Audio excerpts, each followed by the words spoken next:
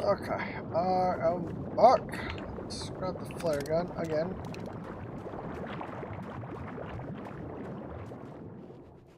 Bye, boat. Come on, oil spill. Ooh, flashbang.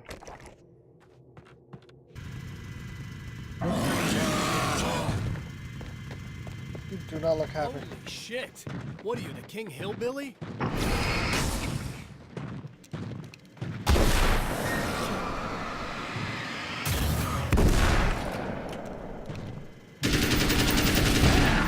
Ow.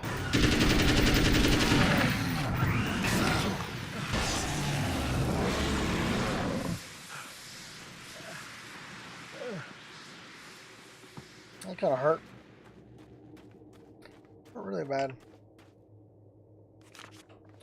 Oh, I was gonna read those. Okay. I forgot to read those, actually. My bad. When we go find Emma, I'll read them. Actually, I'll do that.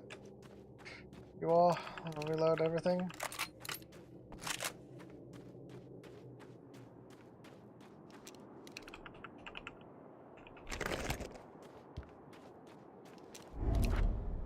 Right on cue, bubbling to the surface from untold depths, the horrors come.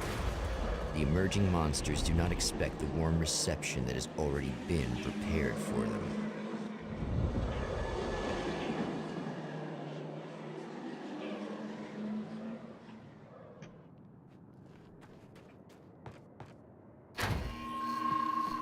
So can I do this? I could. I'll go see Emma. Curious. You can almost just end it. I want to see what Emma is doing over here. It almost just like rush the ending.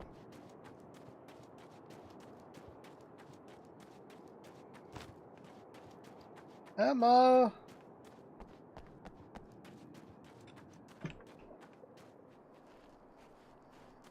Hey, right here.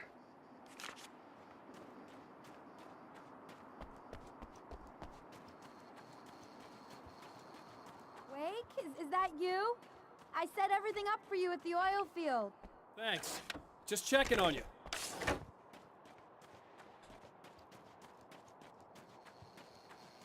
Oh, she's okay. Nothing over here at the diner. I didn't check this last time. Probably should have, but, you know, whatever.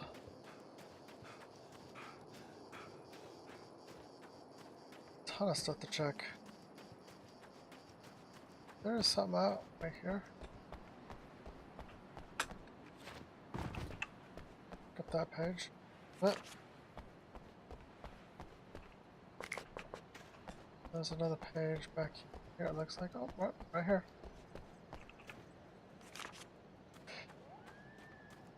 So I think kind of where things are at, really. I'll match the scene. Nope. We'll go this way. Above. Food. There's another one right up here.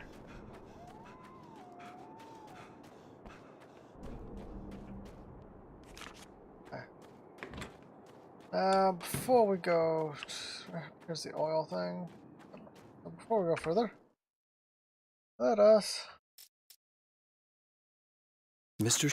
is a twisted copy of me, powerful and dangerous. But I know I can fight him. I don't think anybody else can.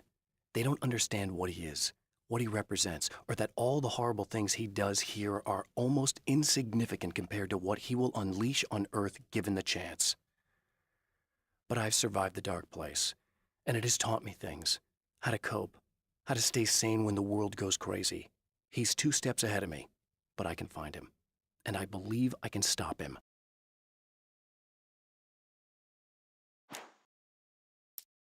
The reality we take for granted is softer, more adaptable than we think. Under correct conditions, you can reshape it, turn it into almost anything you want. When it happens, almost nobody notices. It's not that we forget, it's that after the change, there's nothing to remember. Only those who have been directly touched by the powers that can shift reality are aware of the changes. Many are driven mad by it. Others can cope. I'm one of those people, and I know how to wield that power to rewrite reality. To change reality, you nudge it into the right direction. Your version of it is there, waiting. It wants to come true. All you need to do is help it achieve its potential. The devil is in the details. You change the details of the scene to match those on the page. If you get the details right, if you achieve that critical mass, the shift will come, and the rest of your new reality overrides the existing paradigm. The lie, no matter how outrageous, is now the truth. The strands of webbing glistened in the beam of my flashlight, fine, almost ethereal. They were fresh and right in my path. I held my breath and waited, ears straining. Nothing. I moved on, concentrating on the task at hand. Just get what I was looking for, then leave. That's all I keep telling myself. For a moment, I actually thought it might be as simple as that. Then, I heard too many legs skittering across the ground. My own face peered back at me from the TV screen. For a moment, I struggled with the sensation of déjà vu. How many times have I seen myself like this now? And then there was that easy grin that never seemed quite as quick or natural on my own lips, the dark, malicious twinkle in the eyes. And I knew who I was looking at. As he pulled back and revealed the room behind him, my throat went dry. There was nothing I could do but watch. At the oil derrick, the wheel had been jammed in place and turned until the oil gurgled and flowed thick and flammable.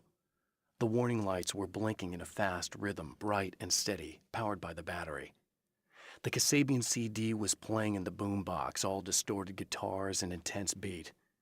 High above, some piece of orbital junk or another collided with the satellite, knocking it radically off course.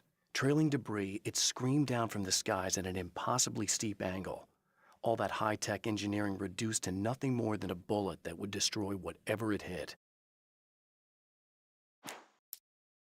I'm trapped in the darkness. He has started appearing to me, Mr. He can travel back into the world effortlessly, and he loves to rub my face in it. At first, he was just an echo in the darkness, a flicker beyond the edge of my vision. Now he started showing himself, getting bolder all the time, telling me what a great time he's having in the world while I'm stuck here, and what he plans to do, especially to Alice. All the moves I have left are dangerous and desperate. I have no choice. I have to hunt him. I don't make friends easily. I know plenty of people, but I don't let most of them close. I've known Barry Wheeler ever since we were little boys. We had the time of our lives. I'd get us in trouble, and he'd talk us out of it. Things haven't changed that much now that we're grown-ups. He's the most loyal and dependable person I've ever met, and all the things that count anyway. You could call him a weasel, and you wouldn't be entirely wrong. You could call him a clown, and I would reluctantly agree. But he has never let me down.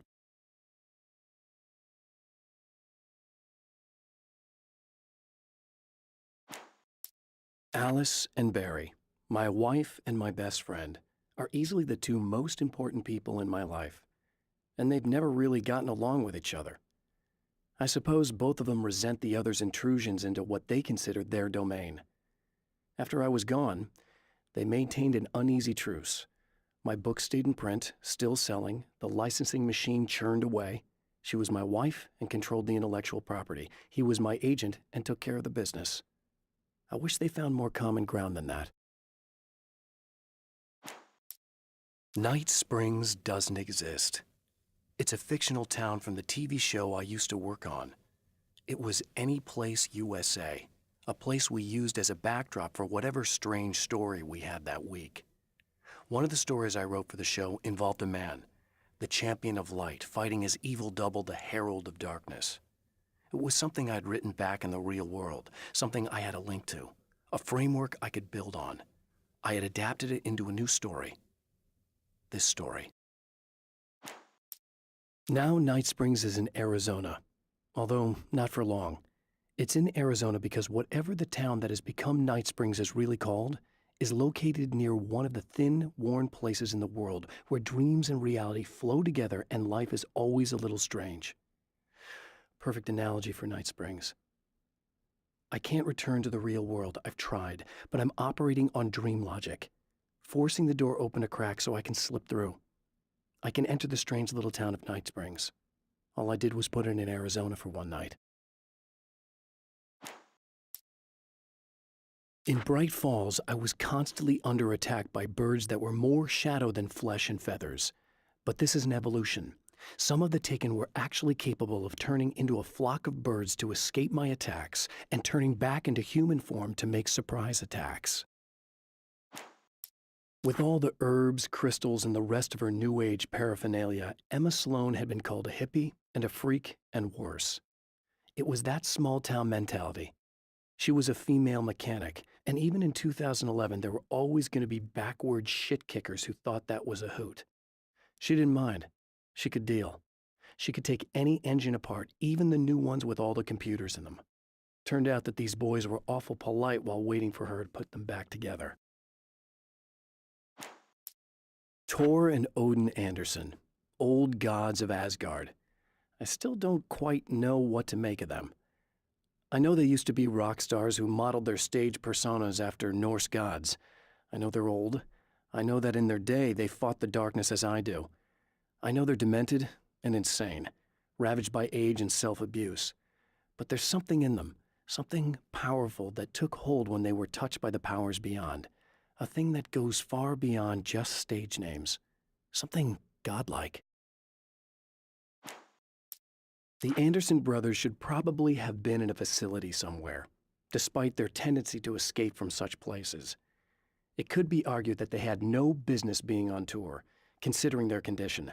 Their lives mostly revolved around the laundry list of ailments and their endless quest for liquor. But Barry Wheeler managed them now. And whatever else they might say about Barry, he knew how to make things happen. And honestly, it wasn't like the Andersons were the most difficult clients he ever had. Getting the Andersons into the recording studio was a struggle and a half. But once they actually picked up the instruments, something happened. They were two old men, and they weren't. They were doddering bags of bone, and they were barely contained power. And there was music. Barry rubbed his hands together. He knew how to pick a winner. Now all they needed was some direction on how to make things a little more modern. Barry had never produced a thing in his life, but he knew what he liked. He knew Balance Slays the Demon was going to be a hit.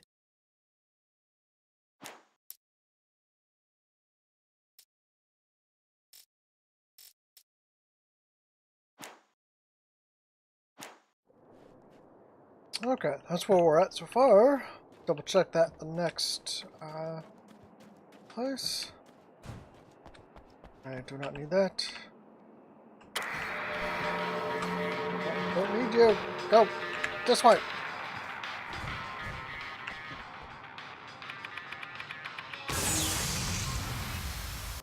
And flying asteroid thing again.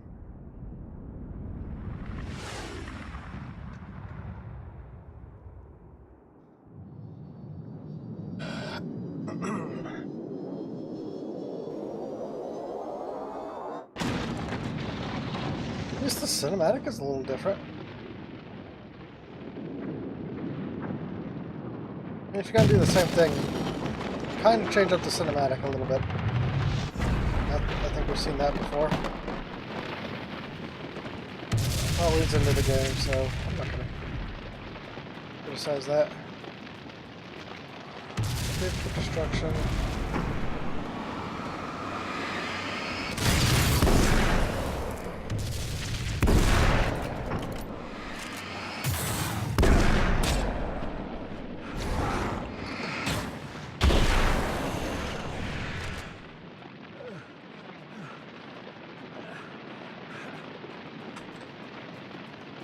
Stop. Saving Emma. Oh, visit Emma and save myself too. Ha!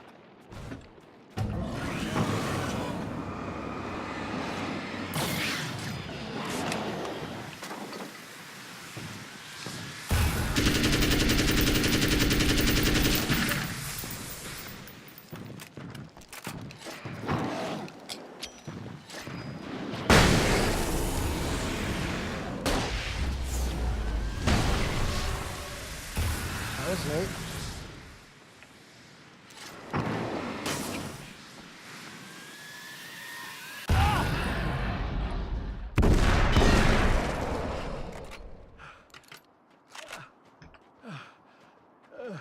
I'm like, Glad that this time I just went, oh, he's gonna be right along to save my ass. Not as long as I show up, I guess. well, birds. Come on. I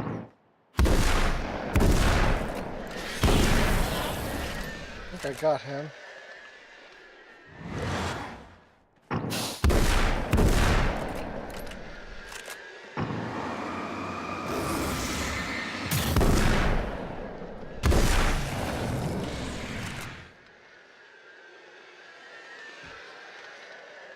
Birds, come on. It's clear now.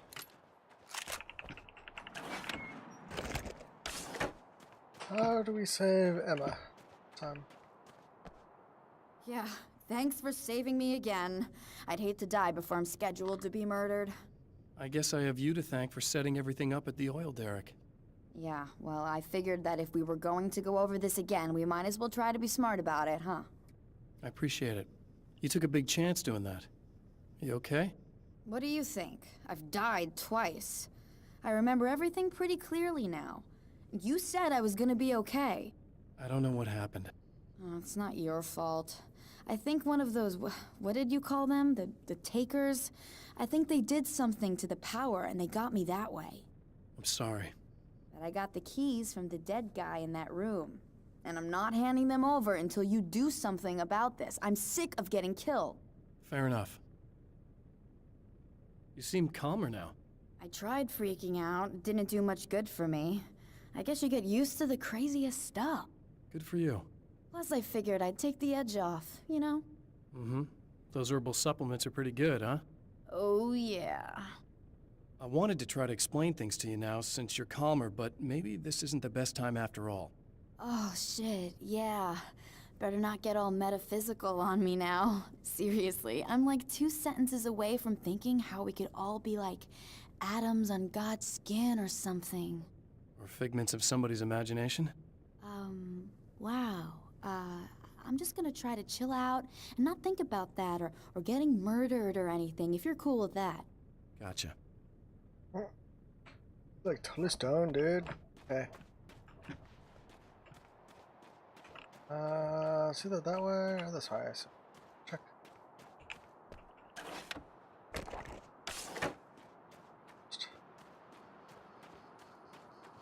You first.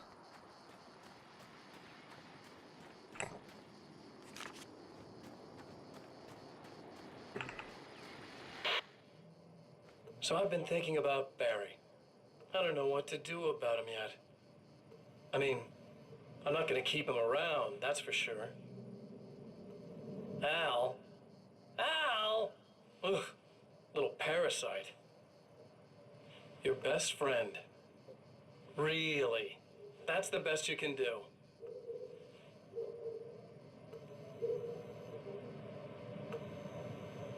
I actually kinda like the guy. He's a plucky little butterball. He plays the clown, that's a hard road to take. But I don't need him sticking his fat face in my business. Did you know he's been hanging out with the sheriff from that shitty little town? They keep in touch. Barry's about the only guy who insists that you're not dead. How about that?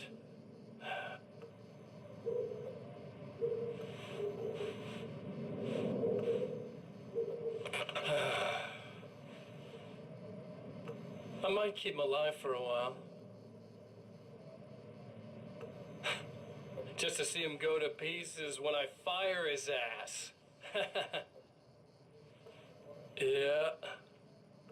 Yeah.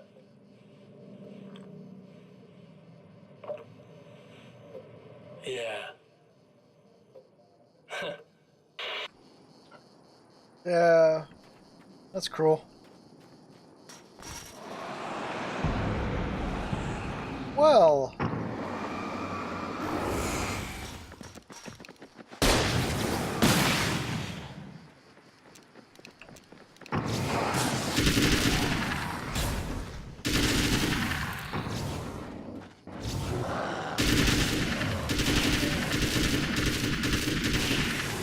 That's how you do that.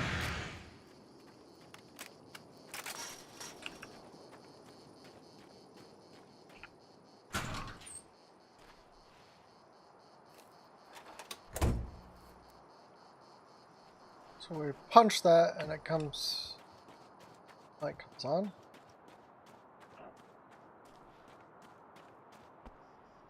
Okay.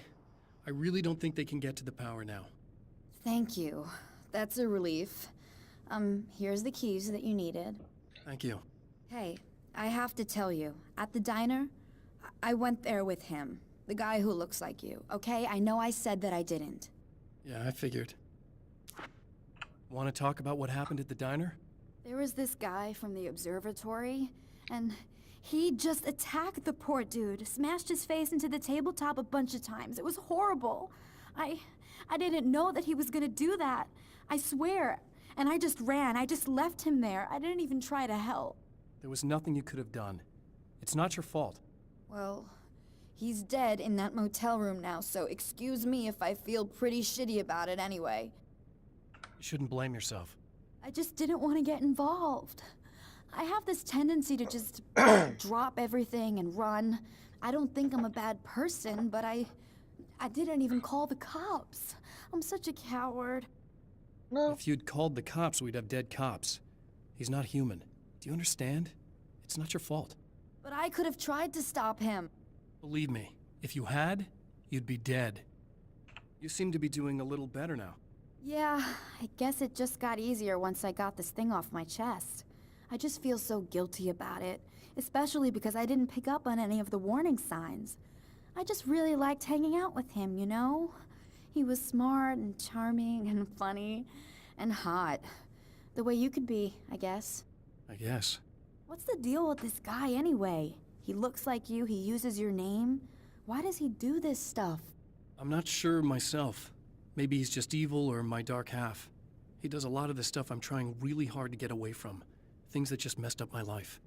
I guess all those murders don't help either. Yeah, I could do without the murders and the end of the world. Listen, I need to get going. Yeah, go. I think I'm good now. I hope. Good luck. If it all goes well, maybe this is the last time we meet like this. God, wouldn't that be great? Just keep those lights on, okay? Okay. Chances are so good.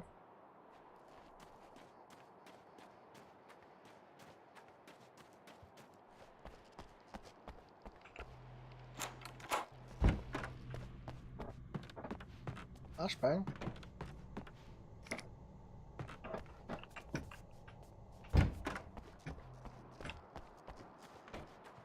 Probably right here again.